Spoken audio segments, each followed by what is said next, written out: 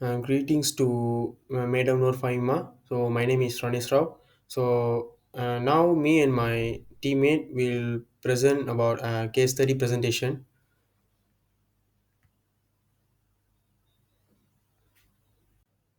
So this is our team. So my name is Ranesh Rao. So in the next presentation, the next slides, my friend Darshan will present to you. So now let's see the question one. So the question one is find out what is cloud computing with cloud computing type examples. So cloud computing is a technology that allows users to access and use computing resources such as storage, processing power, and software applications over the internet. So there are different types of cloud computing, including so the first one is infrastructure as a service, which is IaaS. So it gives users access to virtualized computer resources like storage and virtual machines so that they may create and maintain their own infrastructure. So the second one is platform as a service. So it provides a platform so that applications can be developed, tested, and deployed without requiring infrastructure management. So the last one is software as a service. So these software programs are delivered via the internet. So it's saving customers for having to install and maintain their software locally. So the second question is describe five benefits of cloud computing. So let's see the first benefits. Of the first benefit is cost savings. Eliminates the needs for organizations to invest in expensive hardware and infrastructure. So they can pay for the resources they use on a pay as you go basis, reducing upfront costs. So second one is scalability. So allow users to easily scale their resources up or down based on their needs. So this flexibility ensures that user only pay for the resources they require. So the third one is accessibility. Enables users to access their data and applications from anywhere with an internet connection, providing greater mobility and flexibility. So the fourth one is reliability. So cloud service provides providers often have redundant systems and data centers, ensuring high availability and minimizing the risk of data loss or downtime. So the last one is collaboration. Facilitates collaboration by allowing multiple users to access and work on the same files and applications simultaneously. So now let's see the third question. So the third question is describe the design concept of Amazon Web Services infrastructure to support cloud computing. So Amazon Web Services, which is AWS, follows a design concept known as a shared responsibility model to support cloud computing. In this model, AWS is responsible for the security and maintenance of the underlying infrastructure, such as the physical server and networking components. Customers, on the other hand, are responsible for securing their own applications, data, and user access. So, AWS infrastructure is designed to provide high availability, scalability, and reliability. So, it consists of multiple data centers located in different regions around the world. So, these data centers are interconnected to ensure redundancy and fault tolerance.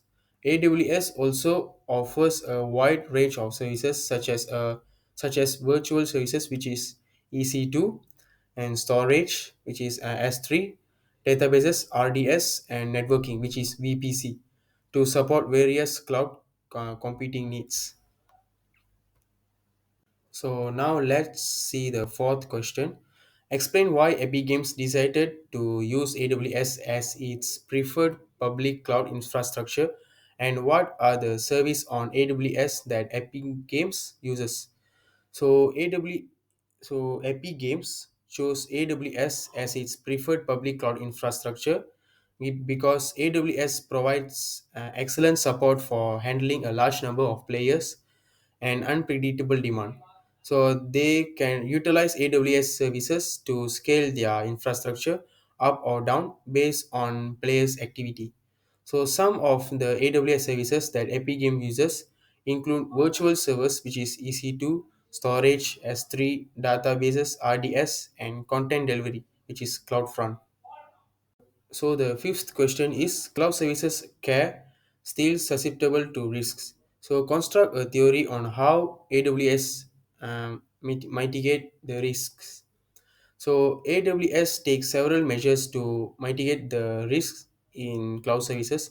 They have physical security measures in place, such as access control and surveillance, to protect their data centers. AWS also implements firewalls, encryptions, and access controls to safeguard the data in transit. So they regularly perform security checks and use automated systems to monitor for potential threats. So additionally, AWS provides tools and services for customers to build secure applications and implement best practices for data protection. Okay, next is relate how does visualization work in cloud computing environment.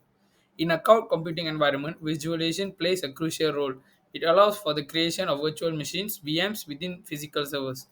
Virtualization helps optimize source utilization by running multiple VMs on a single physical server.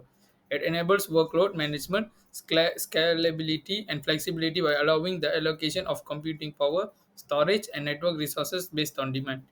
Virtualization in cloud computing is like having multiple computers in one, enhancing overall efficiency and agility. Okay, number seven, associate. Okay, next is associate five benefits of virtualization in cloud computing. First, improve resource utilization. Virtualization facilitates the efficient use of hardware resources by allowing multiple virtual machines to operate on a single physical server. As a result, expenses are reduced and overall resource utilization is raised. Enhance scalability and flexibility. Virtualization makes it simple to grow resources to meet demand because virtual machines may be quickly provisioned and deprovisioned. They provide for flexible deployment of network storage and processing capacity, increase agility and faster deployment. Virtualization facilitates the rapid production and deployment of new virtual machines, which expedites the process of configuring and setting up physical hardware. Because of this, time to market is reduced and application deployment is expedited.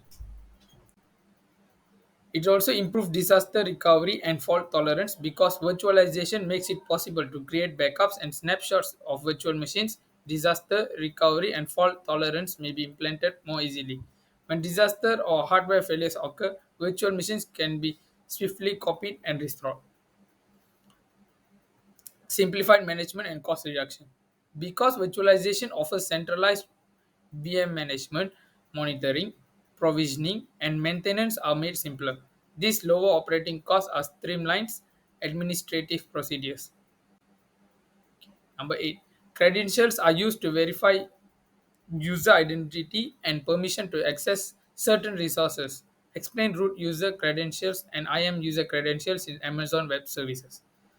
For the root as user credentials, the root user credentials are linked to the AWS account, giving them full access to all of the account's resources and services. Because of their vast permissions, these credentials should be closely kept and used for high level administrative duties and initial setup. The root user can create or remove resources without any limitation, complete control over security and pricing. Next is IAM user credentials. Within an AWS account, unique users can be created by predetermined rights and access level thanks to identify and access management. According to the rights granted to them, these specific users' IAM user credentials are used to authenticate and grant access to AWS resources. IAM user credentials are advised for routine daily operations instead of root user credentials since they provide a more granular level of control and can aid in enforcing the least privilege principle. Okay, next, find out how to perform creation of root user and IAM user credentials in AWS. For root user credential, setting up the root user credential is a prompt that appears when you initially create an AWS account. Usually, these are just a password and email address. Since these credentials provide full access to all AWS resources within the account, it is imperative that you keep them safe. For increased security, multi-factor authentication (MFA) should be enabled.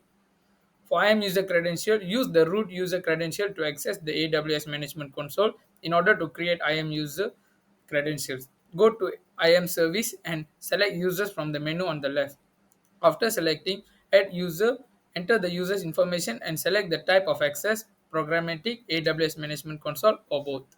Attach policies that specify the user's access level to set permissions. Follow user creation. AWS will send the password for console access or the access key ID and secret access key for programmatic access. Make sure the user receives these credentials safely and promote best practices like least privilege access and frequent password rotation. That's all from us. Thank you.